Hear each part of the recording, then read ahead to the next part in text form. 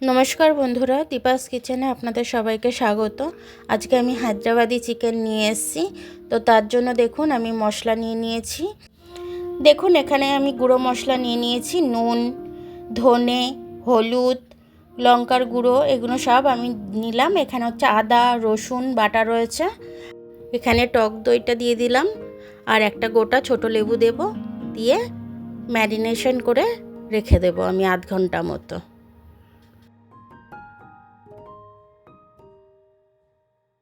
আর একটু ধনে পাতা আর একটু পেঁয়াজ কুচিও আমি এর সাথে দিয়ে দেবো।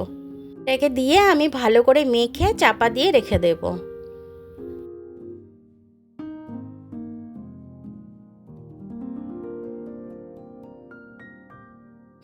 এখানে দেখুন আমি কিছু গোটা মশলা রেখে দিয়েছি।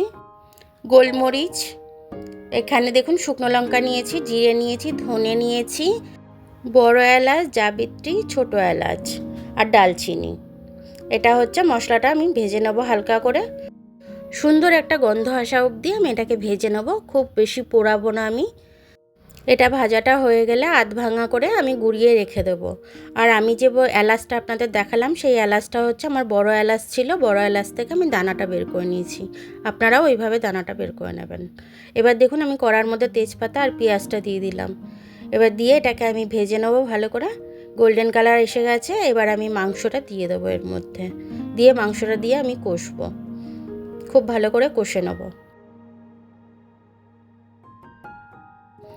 এটা হায়দ্রাবাদি চিকেন।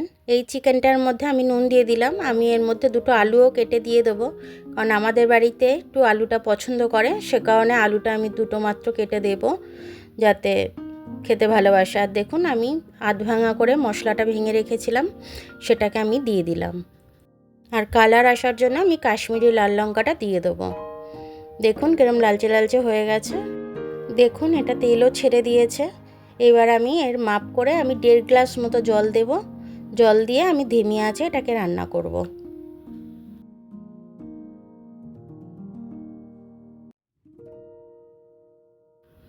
দেখুন আমি এটা খুলে আমি ধনেপাতাগুলো দিয়ে দিলাম। এবার আমার দেখুন এটা মাংসটা আমার ভালো মতো সেদ্ধ হয়ে গেছে। এবার আমি আরও 10 মিনিট মতো হতে দেবো এটাকে। 10 মিনিট পর আমি এটাকে দেখাচ্ছি। দেখুন কীরকম জলটা আমার শুকিয়ে গেছে। এটাকে এবার আমি নামিয়ে নেব। দেখুন এটা গরম ভাতের সাথে কিংবা নান রুটির সাথে কিংবা রুমালি রুটির সাথে এটা খেতে কিন্তু ভীষণ ভালো লাগবে। আর আপনারা একদিন করে খাবেন, খেয়ে আমাকে অবশ্যই জানাবেন। আমার ভিডিওটা দেখার জন্য অনেক অনেক ধন্যবাদ। আমার ভিডিওটা যদি আপনাদের পছন্দ হয় তাহলে লাইক, সাবস্ক্রাইব আর বেল আইকনটা একটু টিপে দেবেন। আর যদি ফেসবুক থেকে দেখেন তাহলে লাইক আর ফলোটা একটু করে দেবেন। আবার কাল দেখা হবে নতুন রেসিপির সাথে। ততক্ষণ আপনারা ভালো থাকুন, আমি আসছি।